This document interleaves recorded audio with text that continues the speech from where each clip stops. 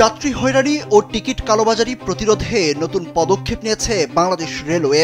বুধবার বাংলাদেশ রেলওয়ের verified Facebook পেজে দেয়া এক পোস্টের মাধ্যমে এই তথ্য জানানো হয়েছে।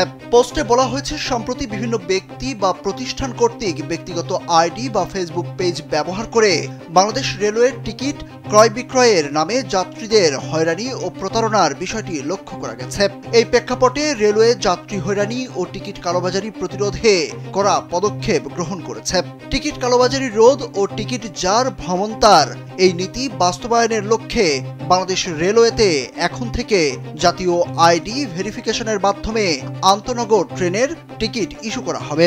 শুরু হচ্ছে দেশের সর্ববৃহৎ প্রযুক্তি মেলা সিটিআইটি মেগা ফেয়ার 2025। চলে আসুন 8 থেকে 13 ডিসেম্বর আইডিবি ভবন, ঢাকা। টিকিট বিক্রয় ও টিকিট যার ভ্রমণতার নিশ্চিতকরণ এবং টিকিট কালোবাজারি রোধকল্পে একটি বিশেষ টাস্ক ফোর্স গঠন করা হয়েছে।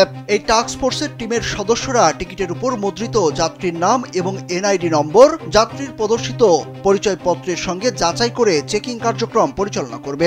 চেকিং এর সময় যদি টিকিটের তথ্যের সাথে যাত্রীদের কাছে থাকা জাতীয় পরিচয়পত্রের নাম ও যাত্রীর নামের গরমিল পাওয়া যায়, তাহলে ওই যাত্রীকে বিনা টিকিটের যাত্রী হিসাবে বিবেচনা করা হবে এবং প্রয়োজনীয় ভাড়া ও জরিমানা আদায় করা হবে।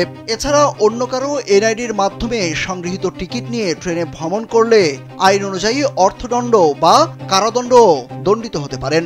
সন্দেহজনক টিকিট ক্রয় বিক্রয়, ক্রয়কৃত টিকিট অন্যের নিকট বিক্রয় এবং বিভিন্ন পোস্টে টিকিটের বিজ্ঞাপন প্রচারণার কারণে জড়িতদের বিরুদ্ধে আইনানুগ ব্যবস্থা গ্রহণ করা হবে। রেলওয়ে যাত্রীদের অনুরোধ করে রেলওয়ের অনুমোদিত ওয়েবসাইট এবং রেলওয়ে অ্যাপস ব্যতীত অন্য কোনো ব্যক্তি বা প্রতিষ্ঠান থেকে টিকিট সংগ্রহ করলে যাত্রীগণ হয়রানি ও প্রতারণার শিকার হবেন বলে জানানো হয়। যাত্রীদের নিরাপদ ও ঝামেলামুক্ত ভ্রমণ নিশ্চিত করতে এবং টিকিট কালোবাজারি পুরোপুরি বন্ধ করতে এই কঠোর পদক্ষেপ নেওয়া হয়েছে বলে জানিয়েছে বাংলাদেশ রেলওয়ে।